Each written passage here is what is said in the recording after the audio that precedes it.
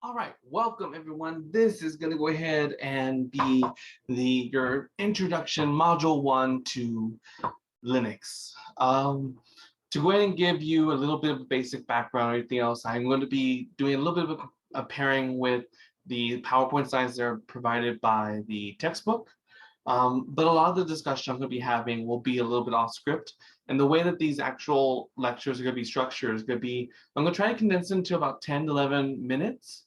And I'm going to have multiple ones just so you don't have to go ahead and be stressed with having to go through a 30, 45, 60-minute video trying to figure out where you need to be. So I'll have them numbered, and then they'll go ahead and also be associated based off not only the topics being covered, but also I want to go ahead and stress that I will be separating them for some of the assignments you're going to have to be doing and completing for this course. All right, so let's go ahead and get started. So, most of y'all should have your Linux Essentials for Cybersecurity textbook. That is going to be a pivotal piece throughout this entire course. As I said before in the introduction video, but it's also a really good resource manual to have as you're going ahead and learning Linux and the operating system. Now that we talk about that, let's talk about what we're going to really kind of hone in on these in this module. So some of the things we're going to really discuss on is going to be how do we describe Linux and its components, so its parts. And then next we'll look at the different components. So we talk about Linux, but Linux actually is a little bit unique compared to a regular operating system like Windows or Mac. And we'll talk about that a little bit more in detail throughout this section. And then describe different types of Linux distributions. We'll go into that a little bit, and then we'll go ahead and discuss this information right here about how to identify steps for installing Linux. I will have a separate video on how to install Linux using the VirtualBox, which is brought to you by Oracle. And then in the class, if you're doing the online course, then what you're going to go ahead and be responsible for is using the cyber range, which I will go ahead and have a separate video on how to use the cyber range for y'all. And then if you're going to be in my in-person class, it'll be your responsibility to go ahead and maintain with the different types of virtual machines we'll be using in that course right there. So other than that, let's go ahead and get started with this first video. So we're first going to talk about the differences to introduction to Linux. So I want to go ahead and stress that Linux as a whole, and as you can see, this is my Linux right here. This is referred to as what they call CentOS. But Linux actually is not really is an actual operating system. Linux actually refers to the kernel that we build the operating system around. So when we think about this, so Linux as a whole has some really interesting components. And when we talk about like a kernel, if you don't know what a kernel is, we're looking at the idea the kernel is a way that this actually kind of like the middleman in a way. So we have the actual operating system right here. We have the kernel, which sits in the middle, and then we have the hardware. And this is a really good example I like to go ahead and use. So we have this kernel right here. The kernel is Linux. The operating system that we build around the kernel is going to be all these other different components, such as user utilities, server software. So for example, if I was to go ahead and let's say, for example, I pulled up Firefox, which some of y'all may know is a web browser. When I click on Firefox to start it, the application sends information to the kernel right here. And the kernel says, hey, I need resources from the network device, So I need to know I have an IP address.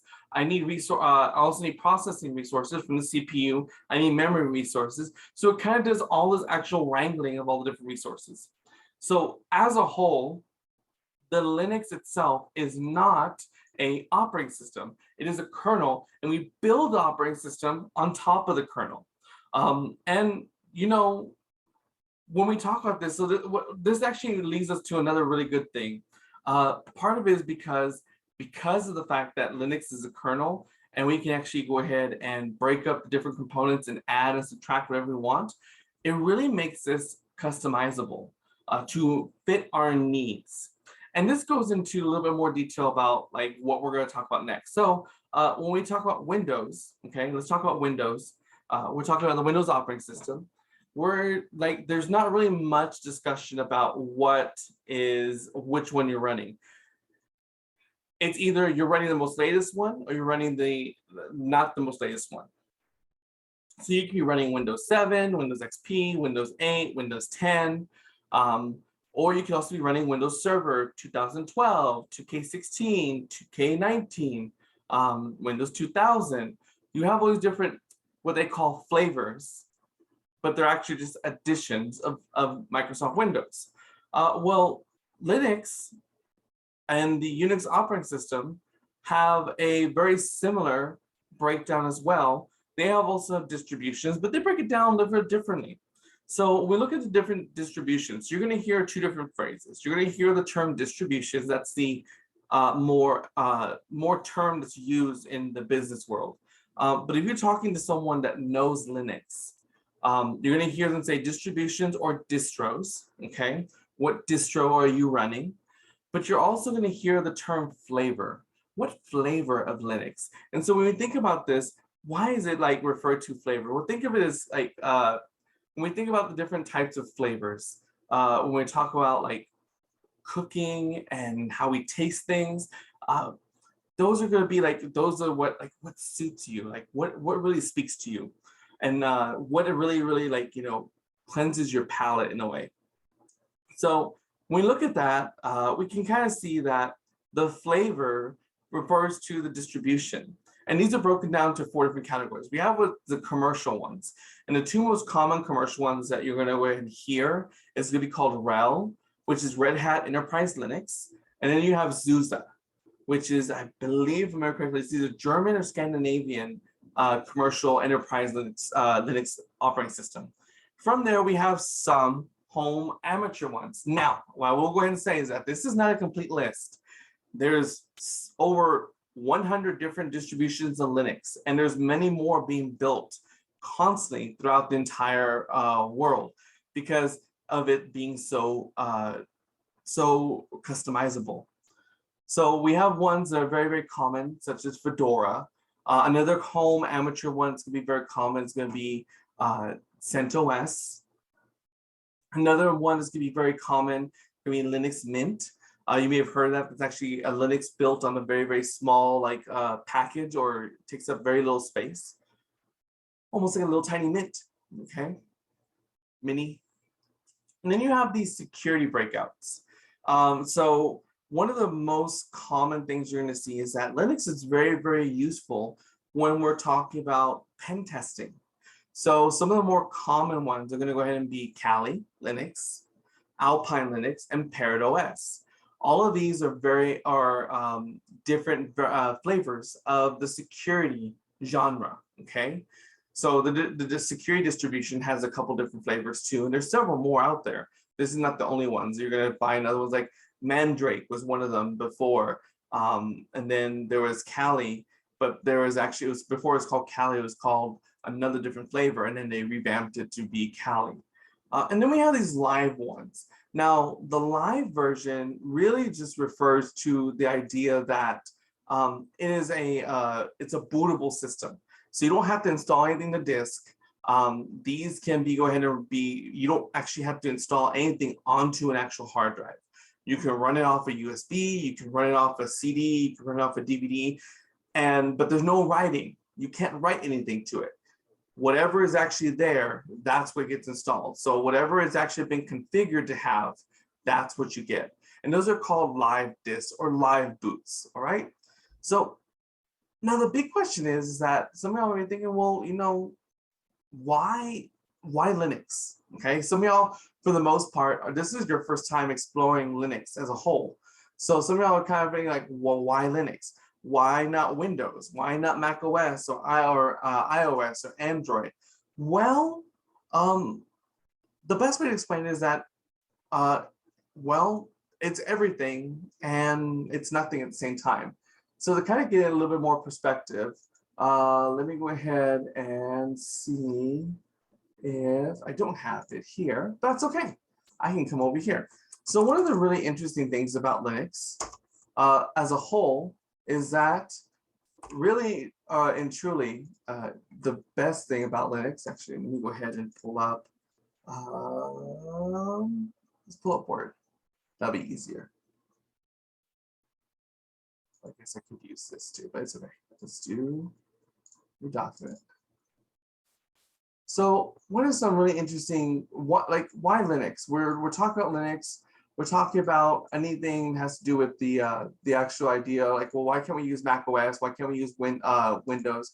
Well, first of all, I want to go ahead and stress that Linux, like I said, is customizable. So for it to be customizable, there's one thing you have to learn is that when Linux as a whole is what's referred to as open source. Okay, so it's open source, which means that what that actually basically means is that it's free to use and to distribute. So basically, unlike Windows and Mac OS, where you either have to pay for a license or you have to go ahead and renew that over time when you have to upgrade to the new ones, or you have to go ahead and buy a license to upgrade. The open source community means that it's free to use, free to play. Okay. So it's a really very cost-effective way to go ahead and have an operating system without having to go ahead and buy into the Windows, because Windows can be very expensive. Mac OS can be very expensive when you're talking about holding group licenses for enterprise companies. The other thing you want to go ahead and just know is that sometimes actually Linux, because of the way it can be coded and it can be set up, it can be faster than a typical Mac OS or a Windows system. Now, we'll go ahead and stress, Mac OS technically is a form of Linux. It does actually, it's a POSIX Linux system or a Unix system. So it is technically a Unix system, and it does have a Linux kernel in it. It does actually have a terminal in there instead of a command prompt. And it does have a lot of the similar features that both a Linux OS would have or a Unix OS would have. And another thing to go ahead and stress is that as a whole, it's actually pretty secure. The most common one that you saw, the most common browser to use in the Linux community is going to be Firefox in most cases. And there's other ones too, the other systems use. But Firefox is a very open source browser that's used. And so what they do is the most actual propagative or detrimental virus was made for that kind of browser was one called Poison Ivy. But because there's so many different distributions out there, it is so difficult for someone to create a malware or anything to go ahead and be able to hook into the system. So it does actually provide a sense of security, okay? So that's been a little bit about the basics of the operating system.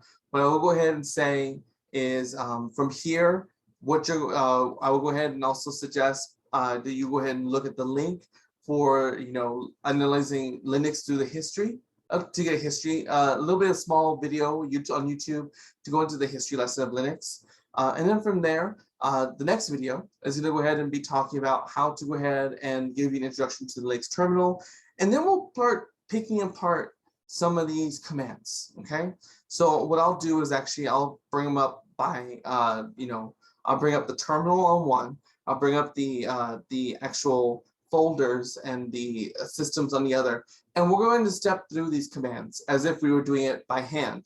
In this course, I will stress that you will do nothing but the terminal for this course, which means that everything that you do will be in the command prompt or the shell.